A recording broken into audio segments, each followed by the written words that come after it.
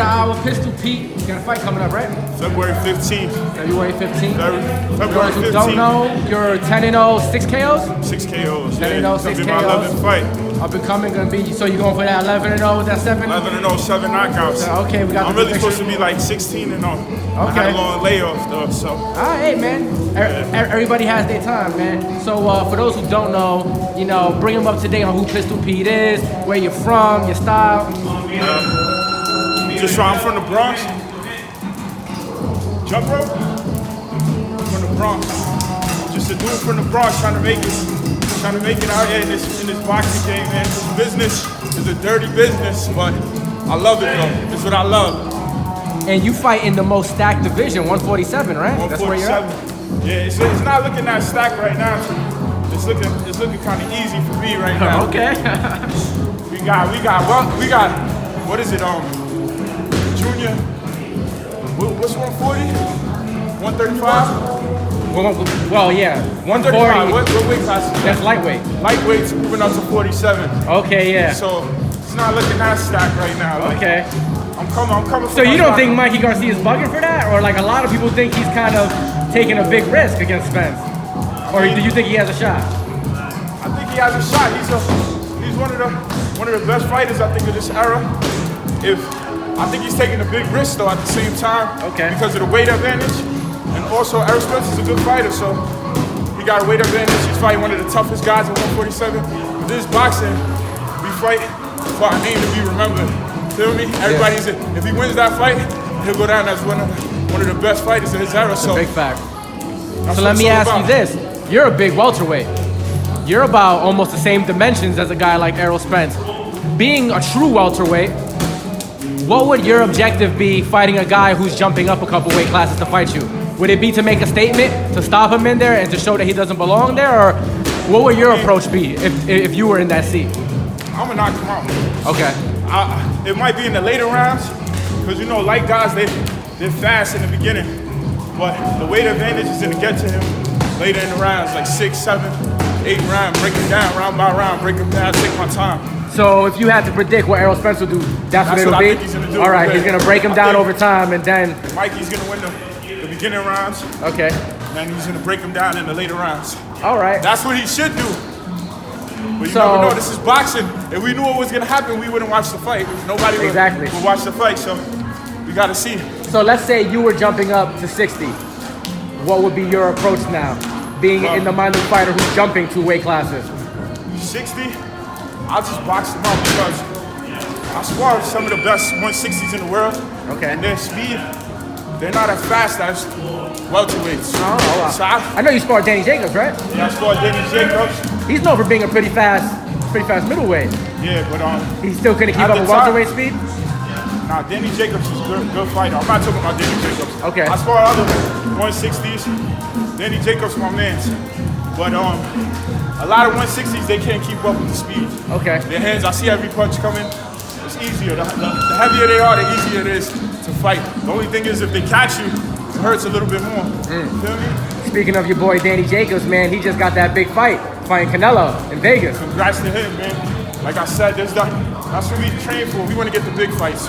We don't train to fight bums. We train to get in there and make a name that'll last forever, you feel me? Show everybody how hard we work in the gym. How do you see that matchup going? I feel like they both kind of prepared for each other. Like, you know, you had Canelo with Rocky Fielding. He's tall. I feel like Canelo is the best fighter out right now, but at the same time, he got caught taking steroids. I don't want to throw dirt on his name, but these are just facts. I mean, you know, they say it was because of the Mexican meat, but he did test positive for clenbuterol. That's a fact. There's no shame in saying that. Man, I'm going for Danny. I'm from New York. I'm a New York dude. I want Danny to beat his ass, but right now Canelo's the best fighter right now. So you got Canelo as your pound for pound number 1. I've had him at that for a while. Okay. But now, after the steroids, like, I don't know, but I just feel like Canelo's one of the only fighters that every fight he takes is a tough fight except for the last fight. Okay. Every fight, like, he's like me. I don't give a fuck, I'll fight anybody. Yeah. You know what I mean? If the money's right though, I'll fight anybody if the money's right. I like Canelo. Canelo's he's been, I think, which fight maybe put him at the top? Way before the Triple G fight. But even though I didn't think he was gonna do so good against Triple G that second fight. Did you think he won that fight, or I know it was split? Okay, all right. So you thought he got that easy? I thought he lost the first fight. Oh, okay. But the second fight dominated that fight. Okay. I think Triple G wasn't expecting that to get walked down by the smaller guy. He wasn't expecting. He thought Canelo was gonna do what he did in the first fight, outbox him. The reason I give Triple G the first fight is because Canelo would win the beginning of every round, and then lose the last 2 minutes. So that's why I gave Triple G the first fight. The second fight, Canelo brought it to him. Triple G didn't know what to do. He was lost. He thought he was gonna use his jab, like he did against, what's this dude's name? Oh man, I forgot his name. The guy from Canada, Lemonade. Yeah, Lemieux.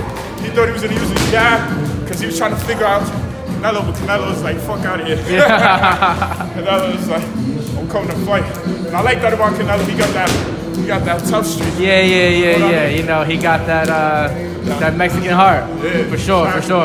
Even when he fought Mayweather, when Mayweather's trying to touch gloves, he was like, I ain't really touching gloves. Yeah. He's on that type of time. So, yo, let me ask you about this. Manny Pacquiao just fought Adrien Broner. Everybody saw the fight, whatever. Now we want to see, well, where do you want to see Manny Pacquiao go next? Thurman's fighting this weekend. I want to fight Manny Pacquiao. Oh, there you go. Right there. Pistol Pete calls out Manny Pacquiao. But you know, I respect the sport, and I know I got to build my name up more, but I want to fight Manny Pacquiao.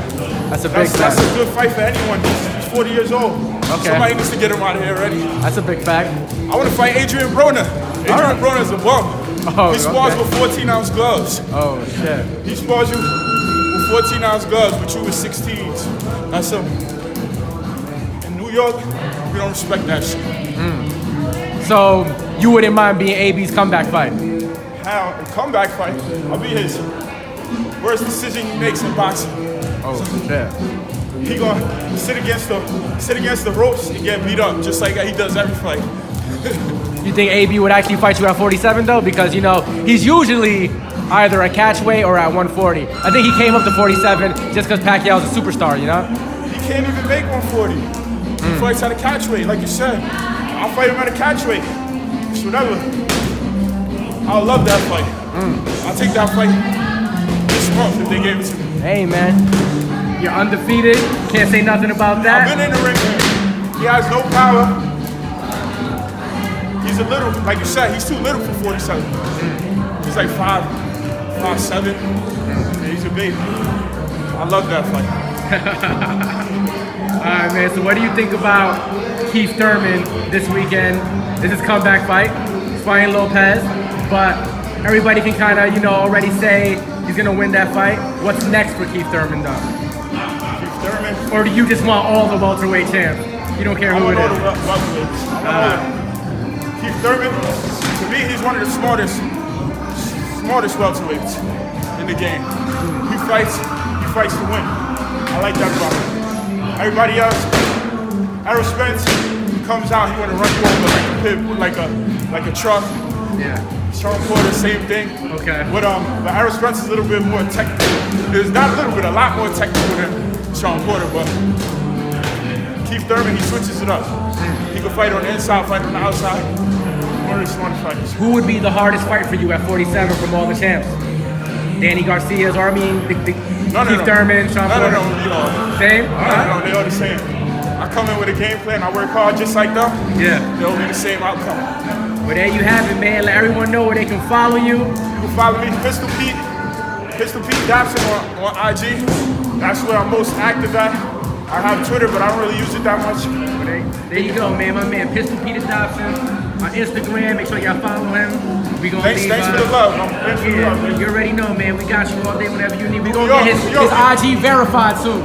New York, we taking boxing over. You see my man Marcus Brown. Shout out to Marcus Brown. Shout out to Danny Jacobs, Saddam Ali, Steven Martinez. You taking over this shit. New York, baby. You already know. Let's get it.